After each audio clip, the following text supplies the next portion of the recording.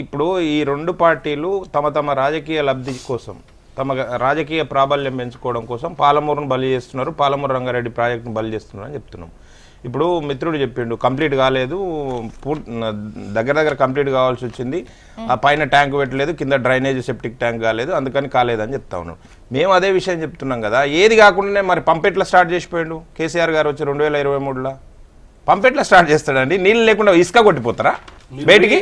ఇంకొక విషయం ఇప్పుడు మిత్రుడు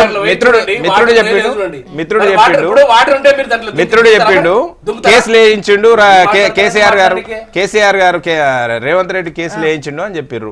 ఇప్పుడు కేసులు వేసిన ఒక్క నిమిషం రన్నింగ్ కామెంట్ నేనేమంటున్నా,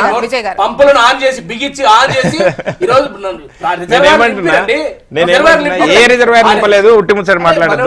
నేను ఒక విషయం చెప్తాను. అరే మీరు ఇంతవరకు భూసేకరణ పూర్తి చేయలేదు, పరిహారం ఇయ్యలేదు రైతులకు, మీరు ఇంకా అన్నమో రామచంద్రాన్ని పెట్టుకుంటున్నారు. నేను ఒక విషయం చెప్తాను, నేను ఒక విషయం చెప్తాను. ఎన్జీటీలో రేవంత్ రెడ్డి గారు డబ్బులు ఇచ్చారని చెప్తున్నారు కదా. కేసులు వేసిన నాయకులు ఎవరు తెలుసా? నాగం జనార్దన్ రెడ్డి గారు, హర్షవర్ధన్ రెడ్డి గారు. ఇప్పుడు వాళ్ళు ఏ పార్టీలో ఉన్నారు? టీఆర్ఎస్ పార్టీలో ఉన్నారు. కనుక నేను ఏమంటున్నా, సరే మీ పార్టీలోకి ఎందుకు తీసుకున్నారు? నేనేమంటున్నా విజయ్,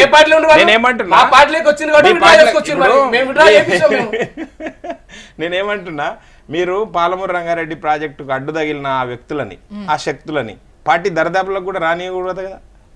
మీరు ఇదేం రాజకీయం చేస్తారు? మేము రాజకీయం పిల్లి కళ్ళు మూసుకొని పాలు తాగితే ఎవడు లోకమంతా చూస్తలేదని అనుకోవద్దు. మీకు చిత్తశుద్ధి లేకనే 2015లో ప్రారంభమై 3 సంవత్సరాల్లో పూర్తి కావాల్సిన ప్రాజెక్టు కర్వెన రిజర్వాయర్ దగ్గర నేను కుర్చేసుకొని కూర్చుంటా అని చెప్పిండు కేసీఆర్ గారు.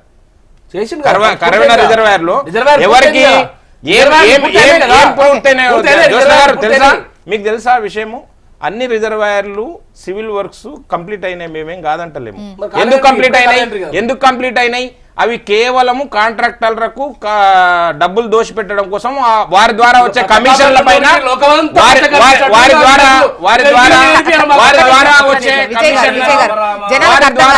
కమిషన్లకు కక్కుర్తి పడి ఈ ప్రాజెక్టును ముందుకు తీసుకుపోకుండా నాంచిర్రు, అంచనాలు పెంచిర్రు, వారు పెంచిర్రు, వీరు పెంచుతా ఉన్నారు. కానీ ప్రాజెక్టు మాత్రం నత్తనడక నడుస్తుంది, ముందుకు పోతలేదు, మన కళ్ళ ముందల్లే కనిపిస్తుంది, వెక్కిరిస్తుంది. పాలమూరు రంగారెడ్డి ప్రాజెక్టు పాలమూరు ప్రజల్ని వెక్కిరించుకుంటా ఉంది.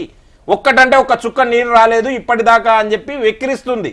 ప్రజలు లబోదిబో అని కొట్టుకుంటున్నా కానీ ఇప్పటికీ పరిహారం ఇవ్వలేదు, భూసేకరణ పూర్తి కాలేదు.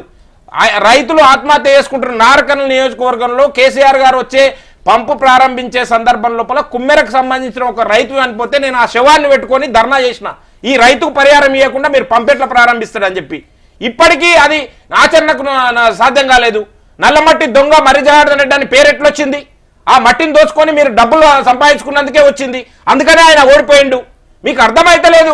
ప్రజలకి మీరు అనుసంధానమై ఉన్నారు కానీ ప్రజల నుంచి లింక్ కట్ అయిపోయింది మీకు. మీరు ఇప్పటిదాకా మమ్మల్ని మాట్లాడడం, మేము అదే చెప్తా ఉన్నాం. పాలమూరు బిడ్డ విజయ్, నేను పాలమూరు బిడ్డనే. పాలమూరు అరే నల్గొండ వాళ్ళకుండా ఆ సోయి మనకు లేదు. మన పాలమూరు ప్రాజెక్టులో నుంచి గండి కొట్టుకొని డిండికి ½ TMC ఎత్తుకొని పోతా ఉంటే ఇప్పుడు ఉండే ప్రభుత్వంలో ఉండే జూపల్లి కృష్ణారావు గారు దాన్ని వ్యతిరేకించారు. మరి ఇప్పుడు కౌశిక్ గారు ఏమంటారు? జూపల్లి కృష్ణారావు గారు వ్యతిరేకించరా లేదా డిండి ఎత్తిపోతల పథకానికి? నల్గొండకు కావాల్సిన నీళ్లు చాలా ఉన్నాయి, అక్కడ నుంచి ప్రాజెక్టులు నల్గొండకు వచ్చే నీళ్లు చాలా ఉన్నాయి. ఈ పాలమూరు రంగారెడ్డి ఎత్తిపోసే నీళ్లు మేము మునగాలే, మేము నష్టపోవాలి, నీళ్లు మాత్రం అక్కడికి తీసుకొని పోతారంట. ఎంత అన్యాయం అండి! ఆ ప్రభుత్వం అంగీకరించింది, ఈ ప్రభుత్వం దాన్ని కొనసాగిస్తా ఉంది డిండి ఎత్తిపోతల్ని. ఏం సంబంధం అండి? ముందు ప్రాజెక్ట్ రిపోర్ట్ తయారు చేసినప్పుడు పాలమూరు రంగారెడ్డి ప్రాజెక్టు కేవలం పాలమూరు రంగారెడ్డి కోసము, హైదరాబాద్ తాగునీటి అవసరాల కోసం అని చేసిర్రు. లక్ష్మీదేవిపల్లి దగ్గర రిజర్వాయర్ కడితే నల్గొండ దాకా నీళ్లు పోతాయని చెప్పారు. మధ్యలో బొక్క కొట్టుకొని మీరు డిండికి ఎట్లా తీసుకుపోతారు నీళ్లు? దాన్ని ఎట్లా అనుమతిస్తారు? ఇప్పుడు రాజకీయంగా మాట్లాడకుండా మీరు కనీసం ఇప్పటికైనా ఒక అర్థవంతమైన చర్చ జరిగితే దానికి న్యాయం జరుగుతుంది. దాని మీద చిత్తశుద్ధితో ముందుకోమని చెప్తున్నాం. రేవంత్ రెడ్డి గారికి అవకాశం వచ్చింది, చిన్న వయసులో అవకాశం వచ్చింది, పాలమూరు బిడ్డ మంచి అద్భుతాలు చేసే అవకాశం వచ్చింది. అవకాశాన్ని తీసుకోండి. ఆ అవకాశాన్ని మీరు తప్పుదో పట్టించే విధంగా తీసుకొని పోతే, ఆ ప్రభుత్వం పైన నిందలేసుకుంటూ పోతే పుణ్యకాలం కాస్త గడిచిపోతుంది కదా. ఆల్రెడీ 2 సంవత్సరాలు గడిచిపోయింది. ఇంకా నీ దగ్గర ఉన్న సమయం ఎంత? ఆ సమయం లోపల ఎట్లా పూర్తి చేస్తావు? దానికి సంబంధించిన ఒక డిపిఆర్ తయారు చేసుకోండి. ఇప్పటిదాకా అరే 2017 దాకా వాళ్ళు డిపిఆర్ పంపలేదండి కేంద్రానికి. 2015లో ప్రాజెక్టు ప్రారంభించారు, 2017 దాకా డిపిఆర్ తయారు చేసి పంపలేదు కేంద్రానికి. వీరు ఇప్పుడు చెప్తా ఉన్నారు అన్ని అనుమతులు వచ్చినాయి, అన్ని అనుమతులు. డిపిఆర్ అనుమతి ఇప్పటికి కూడా రిటర్న్ వచ్చింది, మొన్న రిటర్న్ వచ్చిందండి డిపిఆర్. అంటే ప్రాజెక్ట్ రిపోర్ట్ లేకుండా ఏ ప్రాజెక్ట్ ముందుకు పోతుందండి? ఎట్లా అనుమతులు ఇస్తారండి? మీరు బాధ్యత నుంచి తప్పించుకోవడం కోసం, బాధ్యత నుంచి తప్పించుకోవడం కోసం ఇప్పుడు ఎన్విరాన్మెంటల్ క్లియరెన్స్ ఎప్పుడు వచ్చిందండి? 2023. ఎప్పుడు ప్రారంభమైంది? 2015. ఎన్ని సంవత్సరాల కాలం పట్టింది అనుమతులు రావడానికి? డిపిఆర్ అనుమతి ఎక్కడ ఉందో, డిపిఆర్ అనుమతి ఎక్కడ ఉందో చూపించు.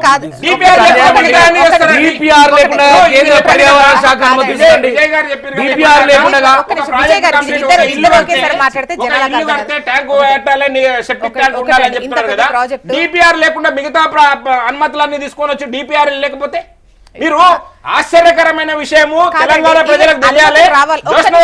మీ ద్వారా ఇప్పుడు విజయ్ గారిని అడుగుతున్నా చెప్పాలి. 10,000 కోట్ల రుణము,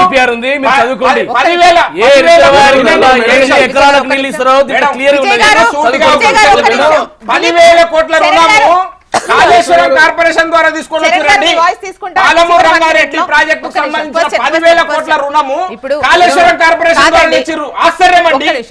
మీరు ఎన్ని తప్పుడు చేశారు?